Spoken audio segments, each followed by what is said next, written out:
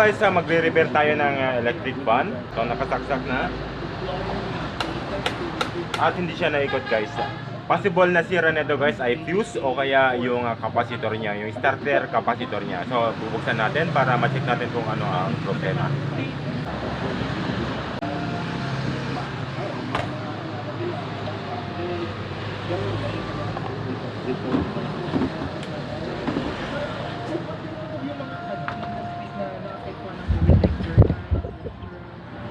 So malikabok siya guys. I-blower lang natin siya. Linisan lang natin yung saglit guys kasi maraming alikabok, baka meron itong virus.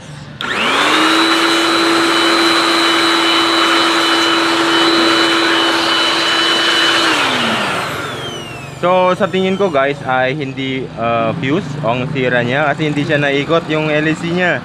So sa tingin ko easy fix ito para sa atin na naman. So i-check lang natin guys, baka bushing lang pala.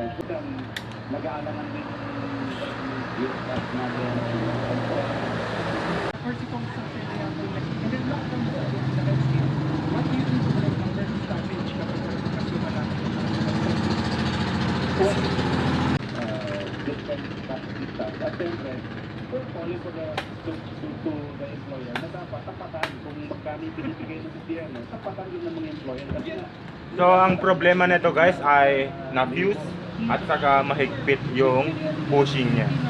So kailangan natin buksan para ma-repair natin.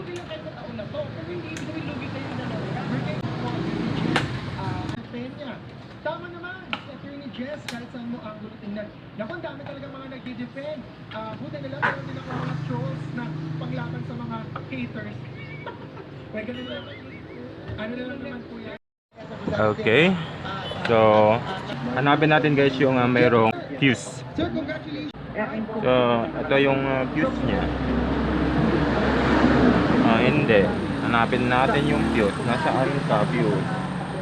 So ito yung fuse niya guys, test natin kung meron siyang continuity. Kung wala, talagang nasira yung fuse. Ito, saka ito. So, open. So papalitan lang natin ng fuse ng So open siya guys, papalitan lang natin ng fuse. Actually wala akong pamalit. So lalagyan natin ng wire. Ayan. So wire lang ang katapat niya. One strand of wire. Ayan, para safe pa rin guys. Okay, ito na yung fuse guys. Ayan, sa mga newbie, kapag sira ang fuse niya, wala kayong pamalit, tulad ko, tigitan nyo lang siya guys ng isang strand lang ng wire, yung manipis, kasi equivalent na din yan ng 0.5 amps. 0.5 amp o kaya 1 amp. Yan.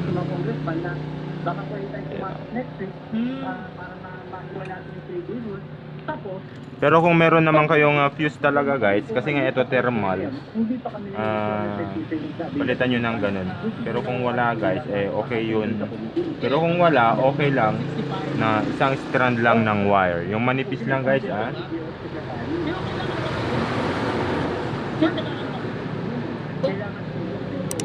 Tapos palipot natin dito. Ano po ba mawawala kung issue kanila? Approve namin supplemental, then yung selling previously approved nila, then nasa kamay naman po ng presidente. Just in case hindi ko kailangan, then just fine po. E dito po ako po, pati hindi ako makikiusap, kasi po ito po, hindi naman po sa akin na pera. Ayan. Sa DOE. At hindi dito DOE ako ang pera. Sa DOE. Yes. Ang gusto ko lang po, bigyan ng flexibility yung presidente. Kasi alam naman natin na ang ating presidente, nakita ko sa sino po sa yung wala pa rin So kapag magkukumpuni kayo ng ganito guys, kung newbie ka, tulad ko, ingat lang sa paglalagay, pagsusuli ng mga ganito. Kasi nga madaling maputol na yung wire. Siyempre hindi na natin kayang ibalik yung mga tali-tali ganyan. Tanggalin na yan. Tapos papalitan na lang natin ng cable tie. Testing kit. Testing kit.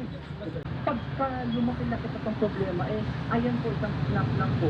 Hindi na po siya mahirapan sa computer. Pwede naman. Hindi mo pa naman po. Ayan. let's say, isipin natin para sa mga siyempre, nasa kami po, parang iba, hindi yung mga po. Diba? Hindi po din pa siya mga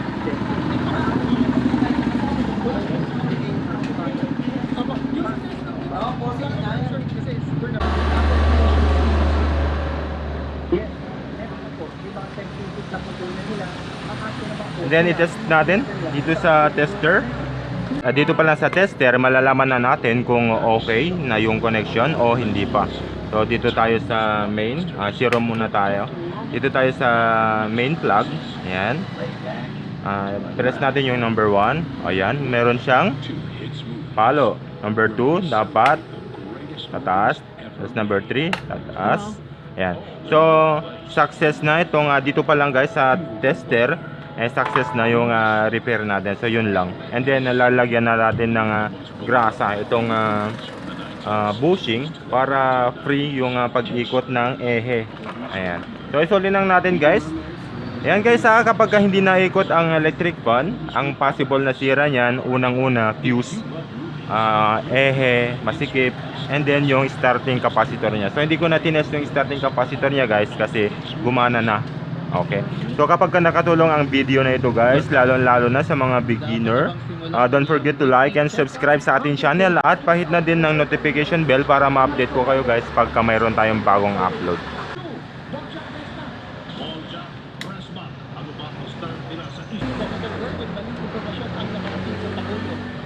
I will tender my resignation tomorrow. Which is correct. In a way, because ang sinasabi lang naman niya is yung legal form of operation.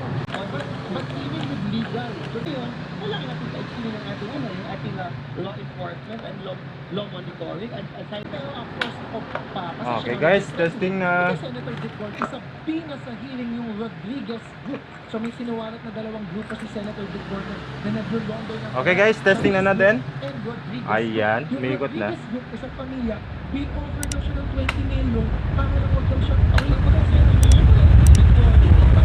Lakas oh. Like and subscribe guys. Maraming salamat sa panonood.